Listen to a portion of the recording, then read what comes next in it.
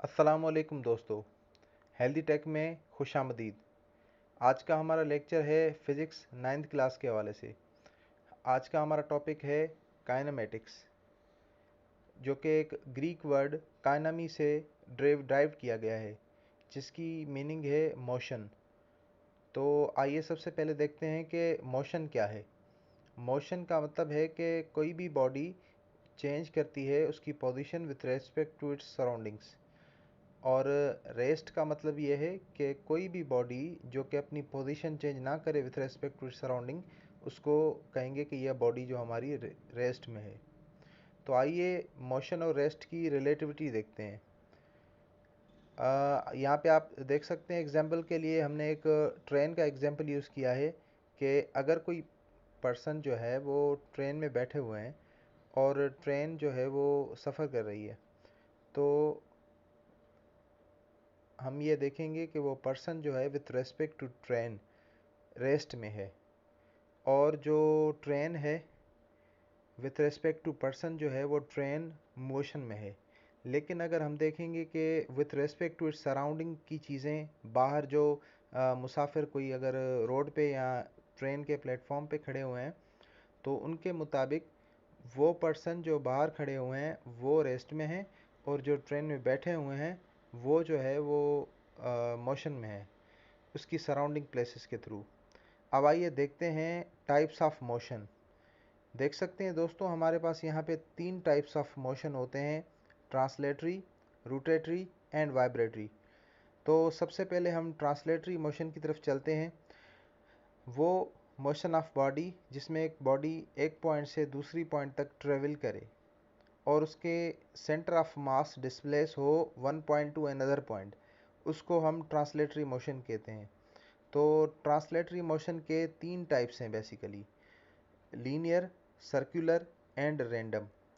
तो आइए सबसे पहले हम सबसे फर्स्ट जो ऑप्शन है हमारा ट्रांसलेटरी मोशन का, लीनियर मोशन, उसके बारे में कुछ पढ़ते हैं। दोस्तों, हमारे आज के टॉपिक के मुताबिक जो हमारे ट्रांसलेटरी मोशन के टाइप्स हैं, लीनियर, सबसे पहले हम उसके बारे में पढ़ेंगे। अगर कोई बॉडी मूव करती है इन अ स्ट्रेट पाथ, उसको हम कहेंगे कि यह बॉडी लीनियर मोशन में है। उसकी एग्जांपल ये है कि कोई भी ट्रेन, मोटरसाइकिल या कार जो है वो स्ट्रेट पाथ में अपना सफ़र तय कर रही है एक पॉइंट से दूसरी पॉइंट तक, और हर पार्ट बॉडी का, यानी कि किसी भी गाड़ी का अगला और पिछला हिस्सा, टायर्स और सारी चीज़ें सब ने इक्वल डिस्टेंस तय किया है। उसके बाद हम देखते हैं ट्रांसलेटरी मोशन की दूसरी टाइप, जो कि है circular motion. The motion of body in a circular path, in the motion body moves surrounding centre of axis. तो जो बॉडी जो है वो सराउंडिंग मूव करेगी अपने सेंटर ऑफ एक्सिस के, उसको हम कहेंगे कि ये सर्कुलर पाथ में मूव कर रही है। एग्जाम्पल के लिए हम बता सकते हैं कि अगर हम एक रोप यानी रस्सी में एक पत्थर बांधें, तो जो रोप पत्थर जो होगा उसको हम अगर मूव करेंगे तो वो सर्कुलर मोशन में मूव करेगा। रैंडम मोशन क्या होता है? रैंडम मोशन थर्ड टाइप होती है ट्रांसलेटरी मोशन की, जिसमें इरेगुलर मूवमेंट्स होती हैं, अप डाउन या राउंड पाथ में, कभी ज़्यादा डिस्टेंस कभी कम। तो उसके हवाले से इसको हम इरेगुलर मोशन और रैंडम मोशन दोनों कह सकते हैं। जैसे कि मोशन ऑफ इंसेक्ट्स जो है वो किसी भी डायरेक्शन में, अपवर्ड, डाउनवर्ड, लेफ़्ट, राइट, कहीं भी हो सकता है। और जो मॉलिक्यूल्स होते हैं, एयर मॉलिक्यूल्स, गैस मॉलिक्यूल्स, उनकी भी जो है वो मोशन, वो भी इरेगुलर मोशन होती है। तो इसके बाद हम देखेंगे कि हमारी जो अगली टाइप्स हैं मोशन की, रोटेटरी मोशन। रोटेटरी मोशन को स्पिन मोशन भी कहा जा सकता है। इसकी मोशन में हमें क्या सीखने को मिलता है कि ये मोशन ऑफ बॉडी वो है जो अपने ऑन एक्सिस पे मूव कर रही हो। इससे पहले हमने ट्रांसलेटरी मोशन के थर्ड पार्ट में यानी सर्कुलर पाथ में देखा कि कोई चीज़ अपने एक्सिस के सराउंडिंग में मूव कर रही थी।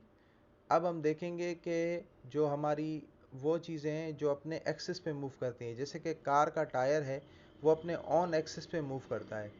या जैसे कि कोई टॉप है या स्क्रू नट है, या अगर हम एग्जाम्पल के लिए देख लेते हैं कि हमारा एक फ़ैन है, मिसाल के तौर पे हमारे घर के जो सीलिंग फ़ैन होते हैं उनमें जो फ़ैन के मोटर्स होते हैं, फ़ैन के मोटर्स हमेशा रोटेटरी और स्पिन मोशन में ट्रेवल करते हैं, जबकि फ़ैन के ब्लेड्स जो हैं वो हमेशा सर्कुलर पाथ में मूव करते हैं।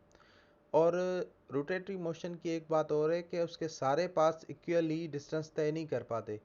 जो रोटेटरी मोशन यानी फ़ैन मोटर के करीब जो प्लेस होती है उसका डिस्टेंस कम होता है, तो जितना हम ब्लेड्स के करीब जाते हैं तो वो डिस्टेंस बढ़ता जाता है, यानी अनइक्वल डिस्टेंस तय करते हैं सारे पार्ट्स एक दूसरे से।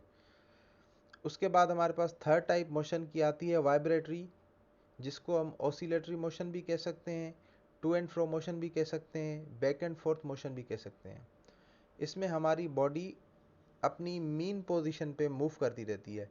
एग्जाम्पल के लिए यहाँ पे हमने एक जो है वो पेंडुलम का यूज़ किया है कि ये जो है वो पेंडुलम ये मूव कर सकता है। अगर हम यहाँ से राइट तरफ मूव करें तो ये राइट तरफ मूव करेगा, उसके बाद लेफ़्ट तरफ मूव करेंगे तो ये लेफ़्ट तरफ मूव करेगा, उसके बाद अपनी मीन पोजीशन पे आ जाएगा।